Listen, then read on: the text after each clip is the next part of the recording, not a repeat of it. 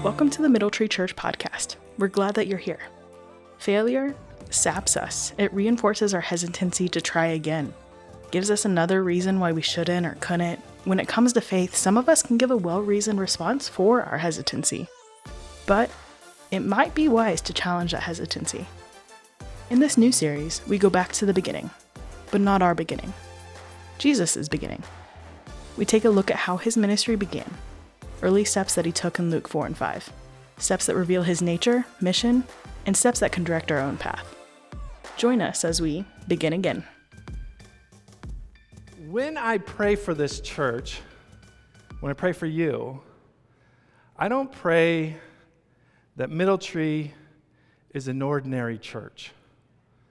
I don't pray for the ordinary. In fact, I don't think there's such a thing as an ordinary church. I think that's an oxymoron. There is no such thing as an ordinary church. If a church is ordinary, then what that is it's a social club. What that is a dry bar with karaoke. What that is a gaggle of people that have good intentions and good ideas. And that's not what the church is, though. The church isn't called to be ordinary. The church is called to be extraordinary. Extraordinary. In fact, I don't think, like if you look at the city of St. Louis, like there's a lot of need here, right? Like I remember part of like what birthed this church, the genesis of MiddleTree, was on this idea that St. Louis was the most dangerous city in the U.S., right? You've heard this, that's not new to you. 2006, we were ranked that, and that was an article I came across that kind of started things, and the Lord started to do something in my heart, and in last year, 2022, St. Louis ranked most dangerous city again by Forbes. We've got a reputation, and there's a lot of reasons for that. You can probably look at, our racial history. You can look at poverty. You can look at fatherless homes. You can look at education. You can look at food deserts. Like you can go on a list of things of like why we're in the state we're in, right? But I think all those things are just symptoms. Symptoms of something else, something that's deeper. I think those things are symptoms of the heart, something that's at issue with the heart. And this is what I believe. I believe that the only organization that can address the heart, that's been commissioned by God to address the heart, to heal the heart, is the church. And it's not an ordinary church. An ordinary church is not going to do that in St. Louis. It's going to be an extraordinary church that's going to bring healing and restore. And so, when we think about a city, we can often think that it's just the buildings, right? Or it's the arch when we think of St. Louis. Or we can think, it's these policies. This is what makes up St. Louis. Or it's this highway or this landmark. But really what a city is the people. And the church is the same thing. The church isn't just this. That stained glass is beautiful, but that's not the church. The worship is awesome, but it's not the church. The preaching is fantastic, but it's not the preaching. It's the people. It's you, it's me. This is the church. And the church is the organization that God has put together to address the heart, because the only thing that's going to transform this city is transformed people. And what transforms people is an extraordinary church. An extraordinary church. An extraordinary church is a life-giving community, and you need a life-giving community. Jesus didn't make your relationship with him just to be one-on-one. He created this thing called the church. It was his idea. It was his invention. Your faith is just not you and you alone. We think very much that way in the Western world, but that is not how it was designed. Your faith is tied to the people next to you in this room, whether you like it or not, for better or worse. And so that's what I want to talk about today. We've been looking at the beginning ministry, beginning steps of Jesus' life. And I think we're looking at Luke chapter 5 today. We're going to look at a story which gives us one of the very early glimpses of what the church looked like in its purest form. We're going to go to Luke chapter 5. We'll throw it on the screen here for you. And you can read along beginning at verse 17. One day Jesus was teaching, and Pharisees and teachers of the law were sitting there. And they had come from every village of Galilee and from Judea and Jerusalem. And the power of the Lord was with Jesus to heal the sick. And some men came carrying a paralyzed man on a mat. They tried to take him into the house to lay him before Jesus.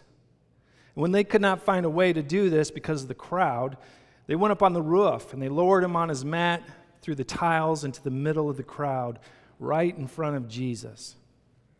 And when Jesus saw their faith, he said, "Friend, your sins are forgiven." And the Pharisees and the teachers of the law, they began thinking to themselves, "Who's this fellow who speaks blasphemy? Who can forgive sins but God alone?" And Jesus knew what they were thinking, and he asked, "Why are you thinking these things in your hearts? Which is easier to say, 'Your sins are forgiven,' or to say, 'Get up and walk'?" And here's the whole point of the whole story. "But I want you to know that the Son of Man has authority on earth to forgive sins." And so he said to the paralyzed man, "I tell you, get up, take your mat, and go home." And immediately he stood up in front of them, took what he had been lying on, and went home praising God. Everyone was amazed and gave praise to God.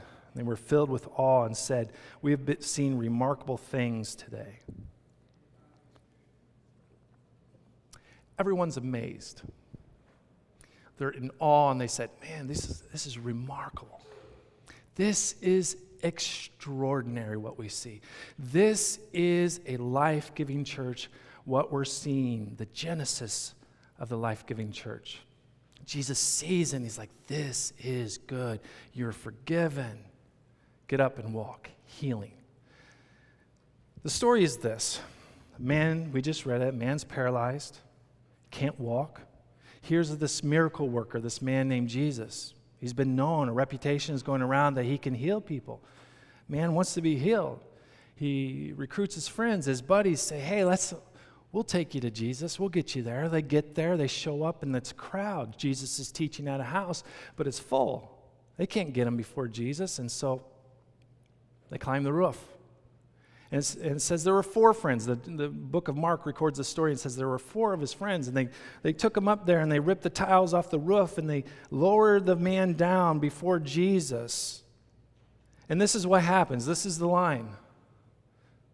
It says, when Jesus saw their faith. When he saw their faith, he said, "Friend, your sins are forgiven." It's an interesting thing. It's their faith. It's not his faith, not my faith. It was their faith. Interesting. He saw the compassion, he saw the belief that they had, and so here it is.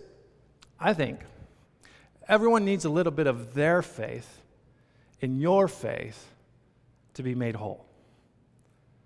I think there's something in their faith that makes our faith whole. So there's 3 things here I want to pull out of this message, out of this story today, to talk about the importance of their faith, to unpack that a little bit, and why it's important that you have this thing called life-giving community in your life. And so here's the first thing. Here's the first point I want to make. There are some obstacles that in your life you're just never going to get over on your own. You're never going to get around. You're never going to get over. There are just some things in your life you're not going to accomplish on your own. For instance, you're never going to fully experience, you're never going to fully experience the true joy of a teeter-totter on your own. That's for sure. And on your own, you're never going to enjoy hide and seek. It's going to be a game of extremes if you do. On one end, you're going to be like, "I'm really good at hiding. No one can find me." It's either that world, or you're on the other end, "I'm horrible at this game. I can't find anyone." It's a game of extremes. Or if you're schizophrenic, you're really you can play it then. But if you're not, on your own, the game of hide and seek is a pretty extreme game. But really, we all know this, on your own, there's certain obstacles that you're not going to get over on your, just by yourself. Like if any of you have ever dealt with depression before, that's the thing, when you wake up, you don't want to get out of bed. You just want to stay under your covers. You don't want to leave the house. You don't want to be around people, right? And that's the worst thing probably for you, to continue to do that, right? What you need is people. If you've ever been, had depression like that, if you've ever been addicted, if you know someone in addiction, they want to keep it hidden. They want to keep it away from people. They don't want to expose it. Like what you need is people, right? There are things in your life you can't overcome just on your own. You need others. There's probably some thoughts, some theological questions you have, some philosophical things, maybe some worldviews that you've grasped onto and that you hold that are half-baked, they're not really well thought out, and because you're on your own, you can't, it's a blind spot and you don't have other people to look at and be like, is that really a good guiding principle to have in your life? Is that really a way you want to continue to move forward with that anger or that bitterness or that unforgiveness? Is that really like how you want to move forward with that? Because it's not good. But on your own, you're not going to hear those things. And like in your career and your ministry, and if you're a follower of Jesus, we're all called to ministry, maybe not like this, but we all have ministry. Like there's things that you're not going to be able to get over or accomplish just on your own. Like that's just a given. In the story, we see that there's this paralytic. And he has this desire to get to Jesus, but he's immobile. He can't get there.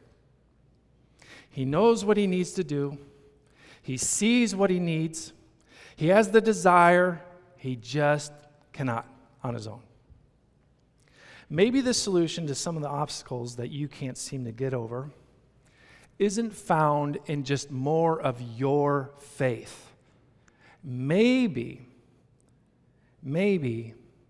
has to do a little bit with their faith.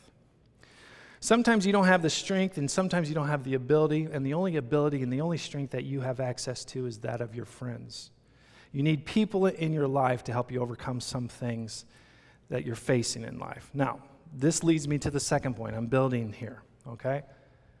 It's not just any kind of friends.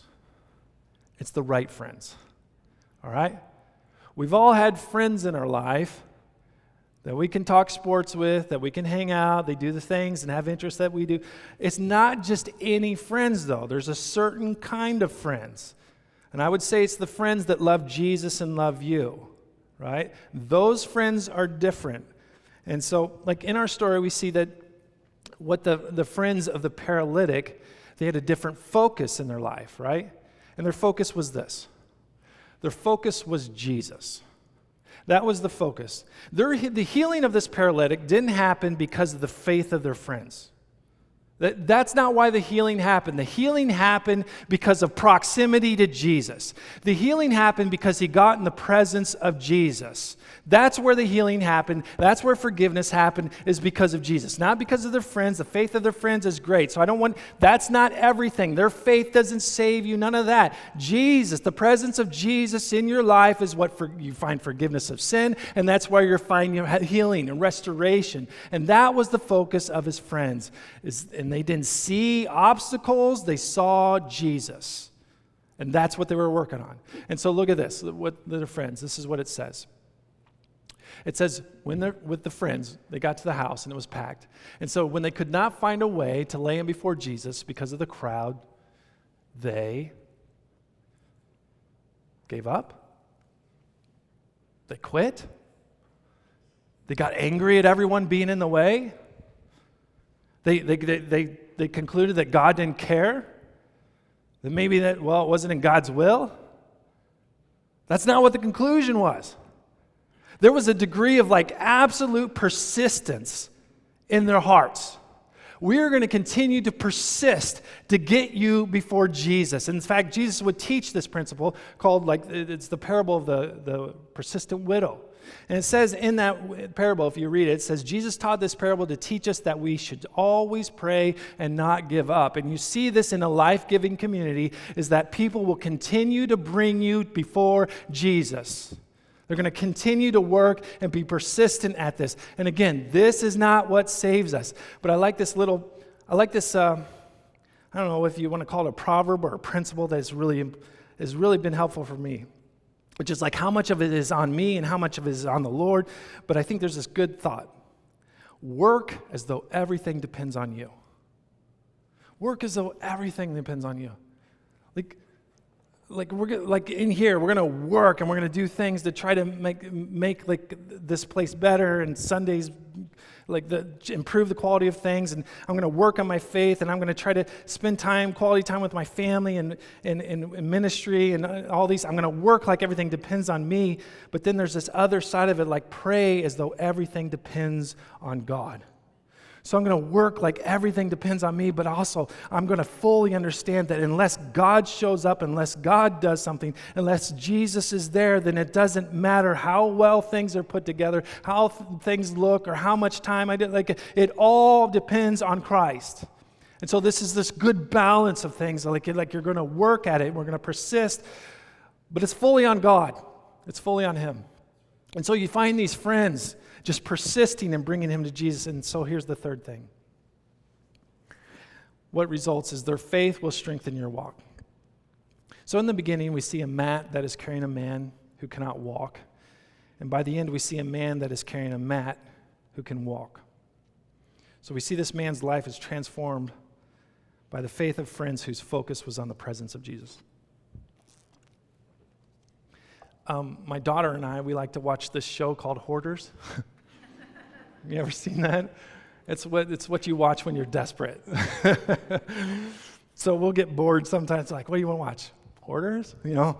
So if you don't know the premise of Hoarders, it's these people that just kind of they just stuff their house full of just things, and they can't let things go. And really, almost I think every one of them have some sort of trauma in their background that kind of triggered this. So whether it's a loss of a family member, a loved one, or maybe some abuse or some pain that happened early on, and then from there, the way they cope is they just begin to collect and keep, and they can't let things go. They kind of get an unhealthy attachment to this stuff, right? And so their houses are just like these coffins of death, just collection of things. And so the premise of the show is they bring in some help, a psychologist and a team of people and family and friends and, just people to help out, and they're going to clear the house. And most of the time they clear the house, but they really can't address some of the things, and it's not really uncommon for the house to get cleaned up and then to kind of regress back into just collecting. But every once in a while, you'll find an episode where, they get into, what happened. And they start to address, it was when Mommy died, and this happened, and I just started doing this and keeping this, and I knew she loved these things. I knew she loved garage sailing, and it just kind of this starts to happen, and so they don't know how to let things go. And so what happens is they have family members and loved ones, if it's done well, they start to come in hey, Cindy, do you really need this bag of old newspapers? Is there some?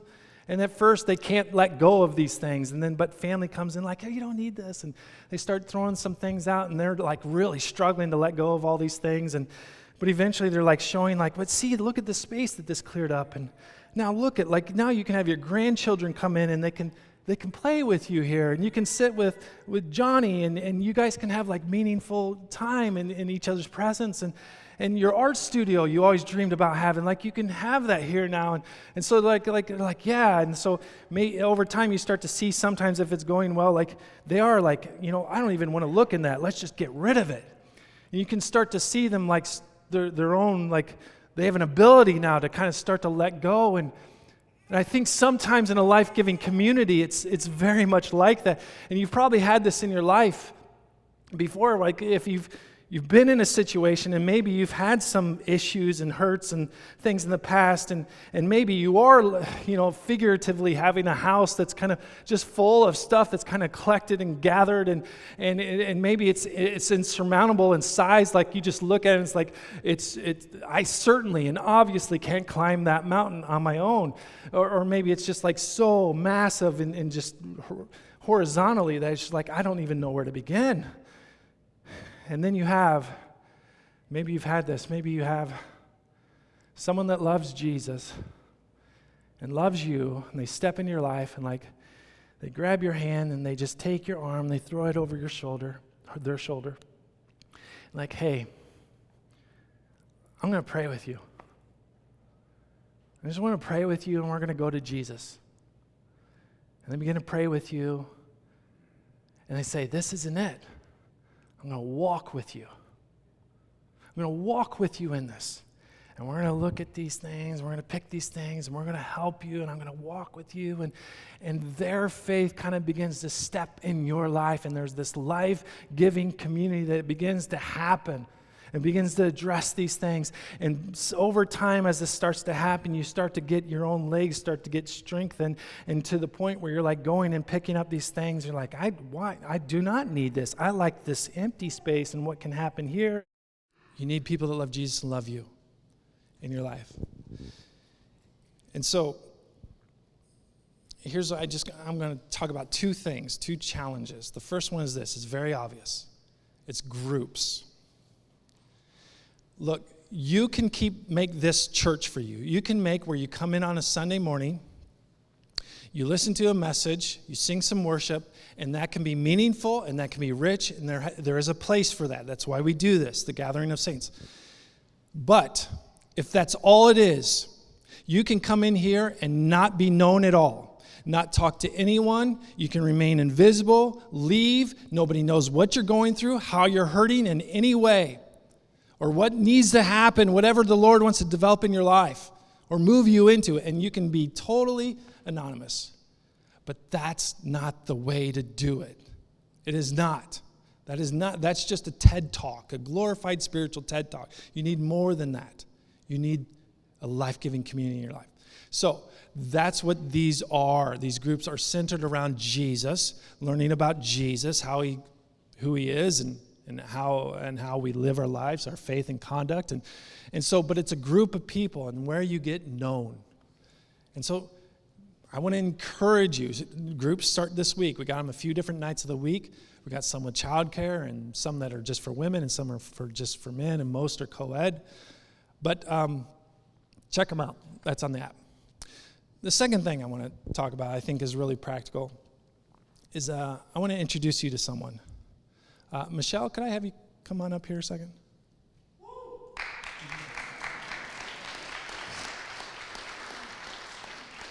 Everyone, this is Michelle Patterson.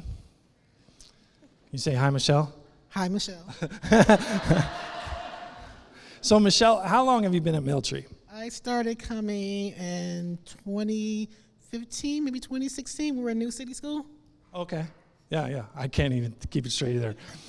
So a while then, and Michelle has been faithful and serving for the whole time. You're on kids ministry, you help out downstairs, and if you're drinking coffee, she helps on the hospitality team. So there'll be mornings I come in, and she's here at 9:30, an hour before everyone else, downstairs making coffee. Oh, 9 a.m., see? She's making hour and a half before everyone else, and she's making coffee and doing all of that. And if you want to be on that hospitality team, Carletta, where are you? Right there. She would love you. You can come early and make coffee too for everyone. She's faithfully served forever. And so she had something happen. She had a friend of the family borrowed her car and got in an accident and totaled the car.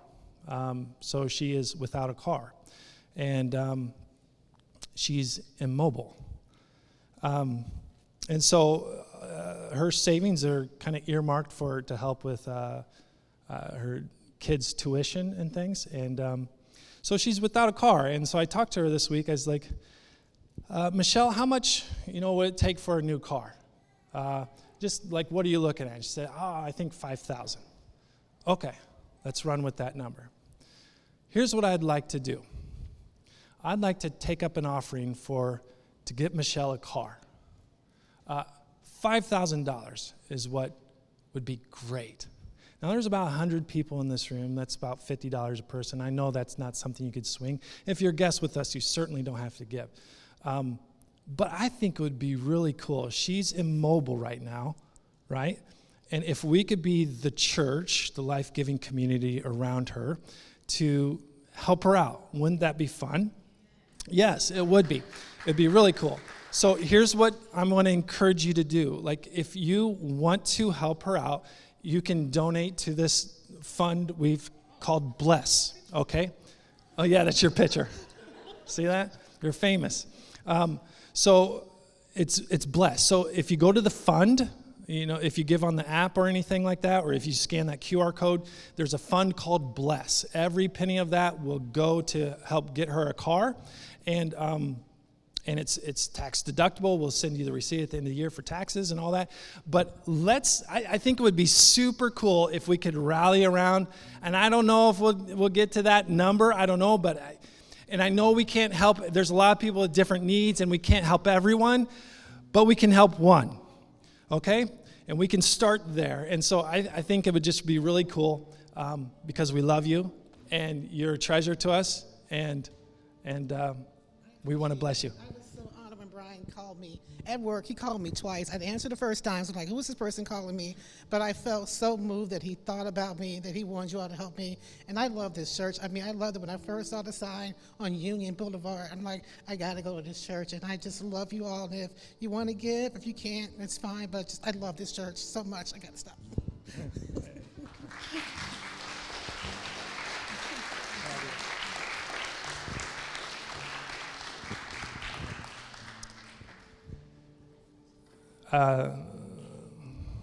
St. Louis doesn't need an ordinary church. You don't need an ordinary church. You need to be in a life-giving community that people love Jesus and love you.